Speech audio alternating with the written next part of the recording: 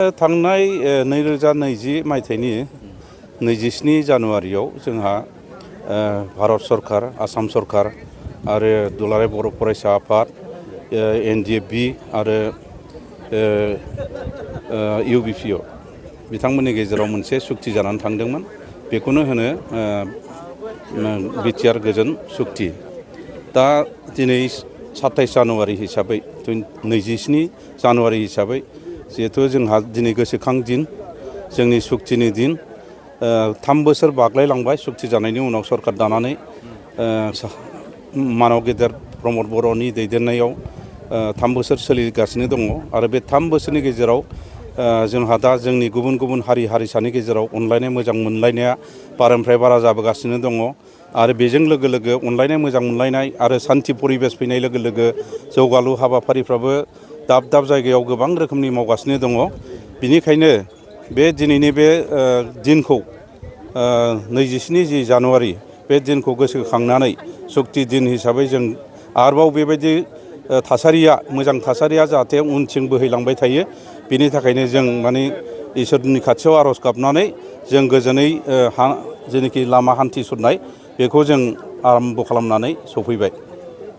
बिटिआरनि जे गोबां दफा जौगाथाय बेलायाव नोंथांनि हिसाबाव माबायदि जादों होननानै सानो? जे गोबां दफाया दाबो जाफुङो।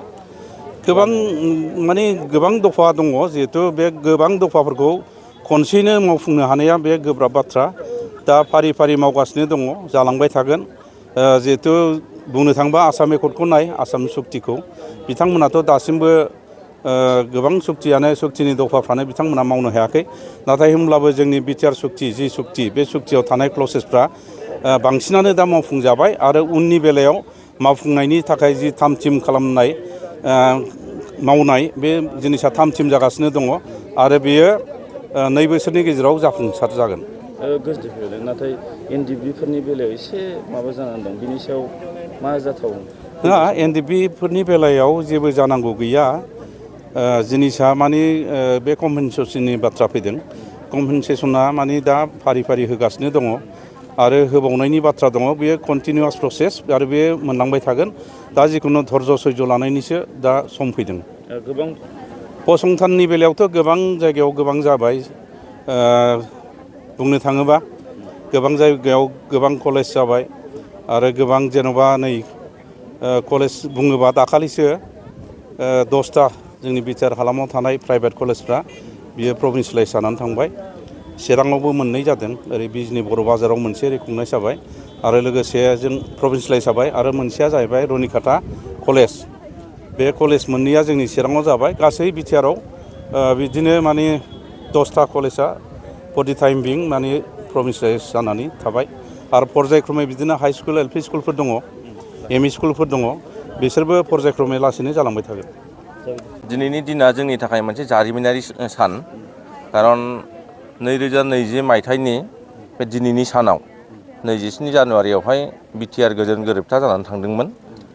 बेयो भारत सरकार, आसाम सरकार आरो जोंनि दुलाराय बर' फरायसा आफाद, NDFB आरो UBPO बे 3 आफादजों लोगो नांनाय मोनसे गोजोन गोरोबथा जानानै थांदोंमोन। दा बिनिनो दिनै जे गोरोबथा सान बेखौ जोङो बिटिआर सरकारनि जानानै बा जोंनि जे जुथाइ सरकार UPPL, BJP आरो GSP जयै लोगो नांनानै जों बेखौ सेलेब्रेट खालामदों। खारन जोङो नुदोङो जे बिटिआर गोजोन गोरोबथा जानायनि उनाव आरो बिटिआरावहाय UPPL दैदेननाय जे BJP आरो GSP आरो UPPL बे जुथाइ सरकारखौ प्रमद बर' सारा दैदेननायनि गेजेरजोंहाय माने गोजोनखौ जोङो पारमानेन्टलि मोनसे जों गायसननो हाबाय।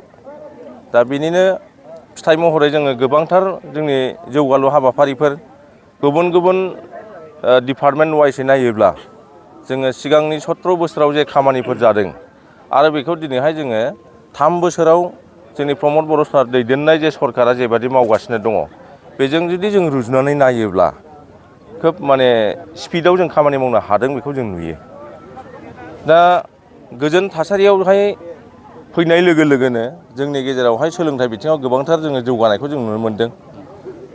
थांनाय बोसोरावहाय जे मेट्रिक परिखानि जे पास जानायनि जे पार्सेन्टेज जे हार बियो माने चिरां जिल्लाया फ्राय माने लास्ट मोनसे माबायाव फारिलाइयाव थायोमोन खिन्थु बेयो सेथि फारिलाइयावहाय मोननो हादों। बेबो मोनसे माने जोंनि थाखाय बिदिन्थि।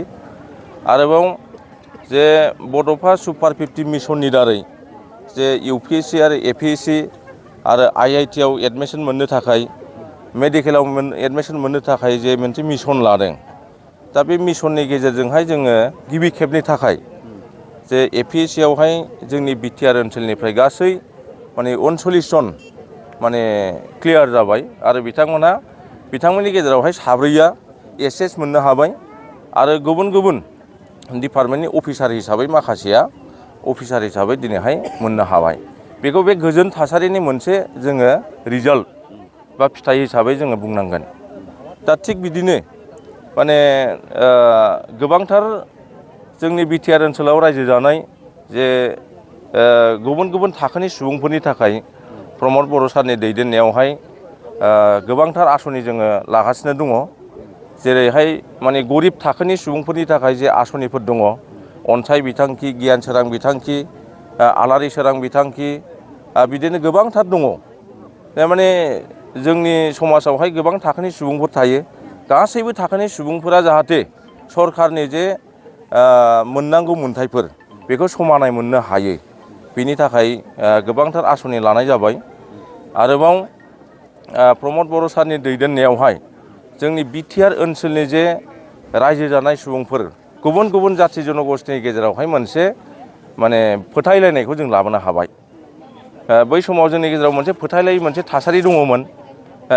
मालाबा मुस्लिमजों, मालाबा आदिबासिजों, बेबादि मालाबा राजबंशीजों मोनसे जाहां जाहां अबस्थामोन। दिनैहाय बे माने गावजों गावनि गेजेराव जे सन्देह, बर'जों बर' बुथारलायनाय, बे जाथिजों बै जाथिजोंहाय माने कमुनेल जे क्लेश जाबाय थानाय, बे गासै थासारिया दिनैनि दिनाव गैलिया। बिनि थाखायनो जोङो खावलायदोङो जे प्रमद बर' सारनि आखाइखौहाय जाहाथे गोख्रों खालामो। BTR बासि गासै रायजो राजाफ्रा जाहाथे जोंनि सरकारखौ मदद होयो, बेखौ जों खावलायदों। आरोबाव बे दिनैनि दिनाव आं मोनसे माने धन्यबाद होनो सानदोङो जे गोजोनखौ दिनै जोङो पारमानेन्ट लाबोनो हादों। बियो जोंनि नाजानायजोंल' नङा, बेखौहाय जोंखौ मदद होदों भारतनि प्रधान मन्त्रि मानगोनां नरेन्द्र मदि बिथां आरो भारतनि नखर मन्त्रि मानगोनां अमित शाह बिथां आरो आसामनि गिबि मन्त्रि डक्टर हिमन्त बिश्व शर्मा बिथांमोनहा आरो लोगोसेयै जोंनि BTRनि मानद गेदेर चिफ प्रमद बर' सारखौ जेरैबायदि खामानि मावनो थाखाय जे परिबेस होदों, जेबादि गाइड खालामदों, बिथांमोनखौ आङो बे दिनैनि दिनावहाय माने साबायखर होनो सानदोङो। खारन बिथांमोननि नेतृत्वआव सारा देशानो दिनैहाय आसामजों लोगोसेयैहाय BTR ओनसोलाबो माने गोजोन थासारि गायसननायनि गेजेरजों जोङो गुबुन रायजोफोरबादि माने समानै समान जौगानायनि जे खामानि मावनायनि बे खाबुखौ मोनगासिनो दङ आरो भबिष्यतआव जाहाथे होलांबाय थायो। आरो BTR गोजोन गोरोबथानि जे दफाफोर, बेखौ जाहाथे थाबावनाय जे दफाफोर, बेखौ गोख्रैयै जाहाथे मावफुंनानै होयो। बे समाव आं बेखिनिखौ खावलायदों।